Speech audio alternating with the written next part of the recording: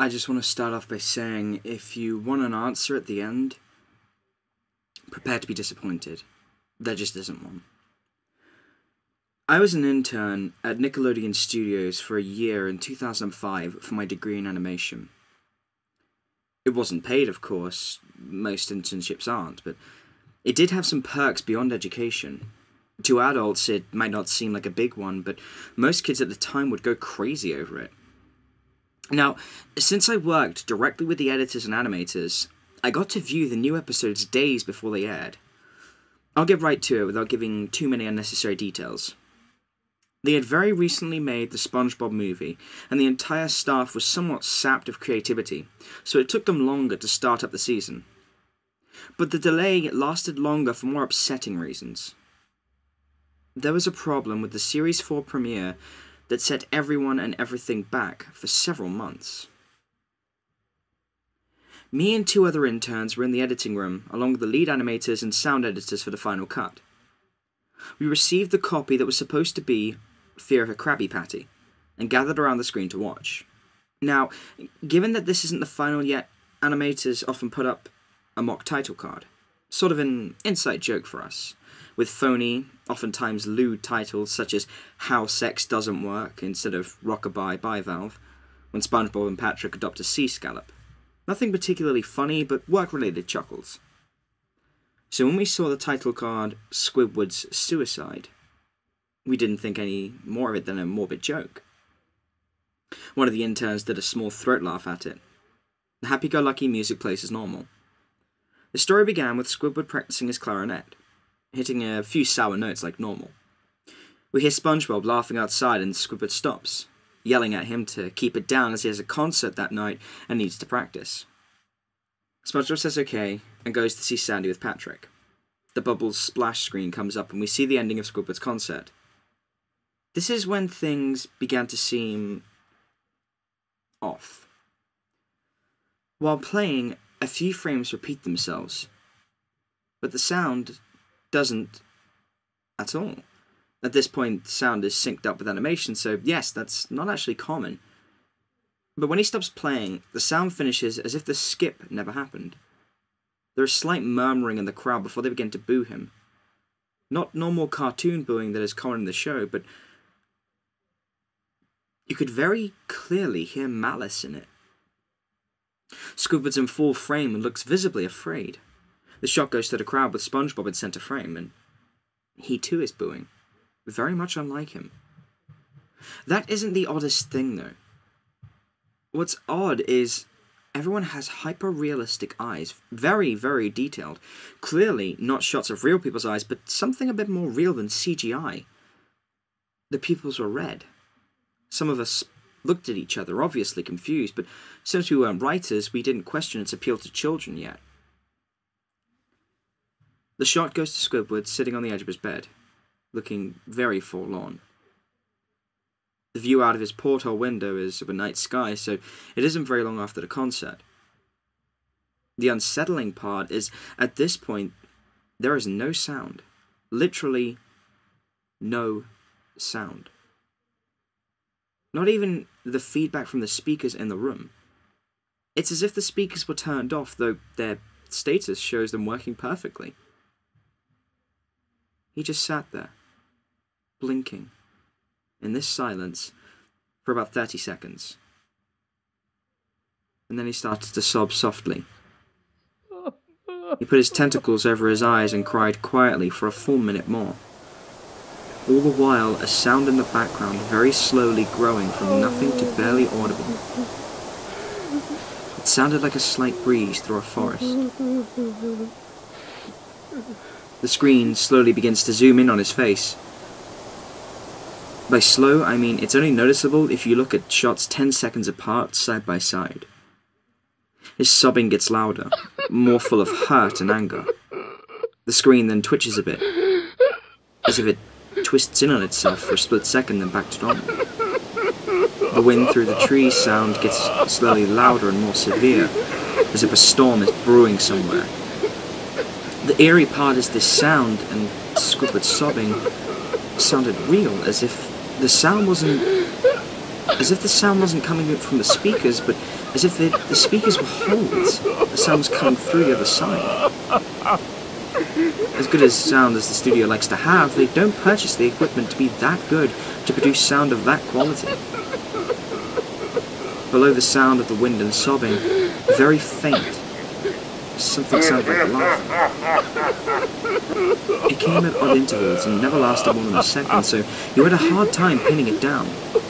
We watched the show twice, so pardon me if things sound too specific, but I've had time to think about them. After 30 seconds of this, the screen blurred and twitched violently, and something flashed over the screen, as if a single frame was replaced. The lead animation editor paused and rewound frame by frame. What we saw was horrible. It was a still photo of a dead child. He couldn't have been more than 6. The face was mangled and bloodied, one eye dangling over his upturned face, popped out. He was naked down to his underwear, his stomach crudely cut open and his entrails laying beside him. He was laying on some pavement that was probably a road. The most upsetting part was that there was a shadow of the photographer. There was no crime tape, no evidence tags or markers, and the angle was completely off for a shot designed to be evidence. It would seem the photographer was the person responsible for the child's death. We were of course mortified but pressed on, hoping that this was just a sick joke.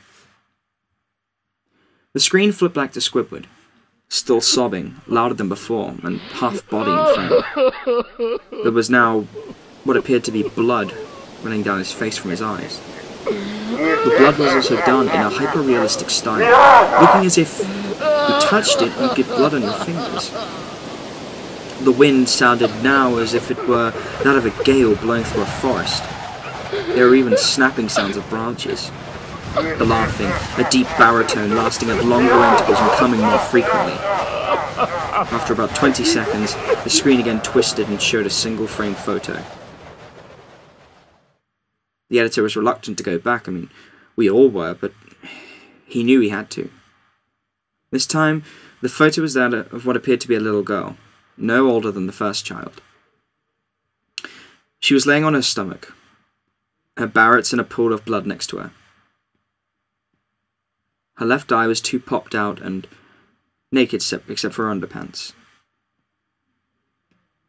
Her entrails were piled on top of her above another crude cut along her back. Again, the body was on the street and the photographer's shadow was visible, very similar in size and shape to the first. I had to choke back vomit, and one intern, the only female in the room, ran out. The show resumed. About 5 seconds after the second photo played, Squidward went silent, as did all sound, like it was when this scene started.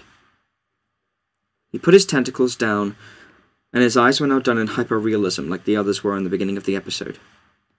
They were bleeding, bloodshot, and pulsating. He just stared at the screen, as if watching the viewer.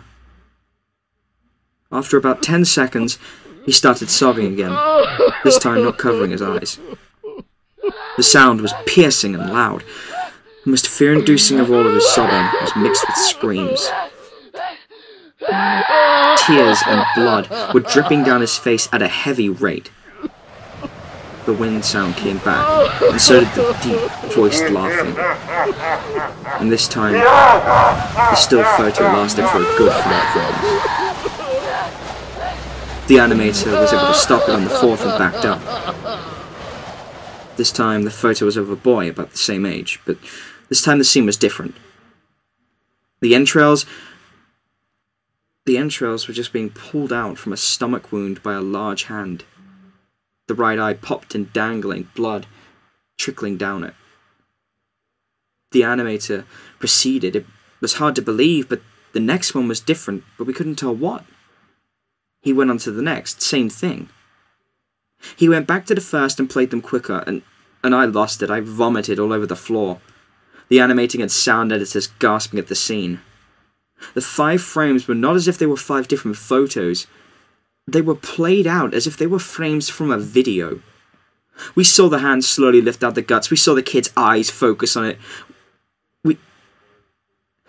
We even saw 2 frames of the kid beginning to blink. The lead sound editor told us to stop. He had to call in the creator to see this.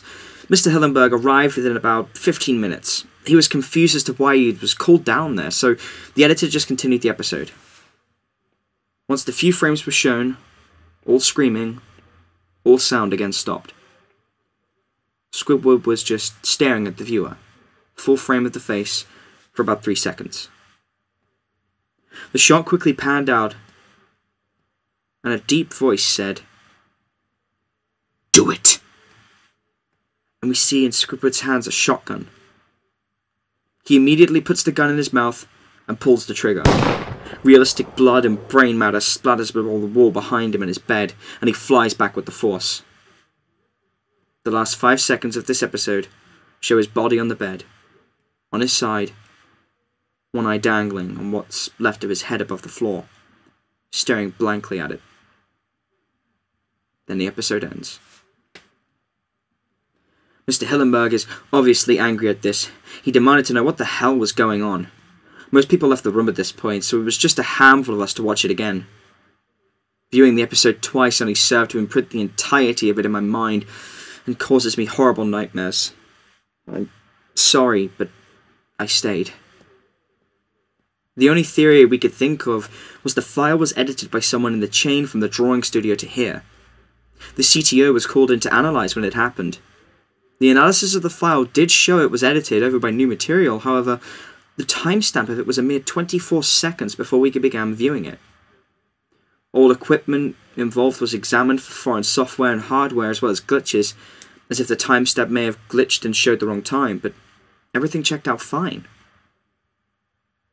We don't know what happened, and to this day nobody does. There was an investigation due to the nature of the photos, but nothing came of it. No child scene was identified and no clues were gathered from the data involved, nor physical clues in the photos. I never believed in unexplainable phenomena before, but now that I have something happen and can't prove anything about it beyond anecdotal evidence, I think twice about things.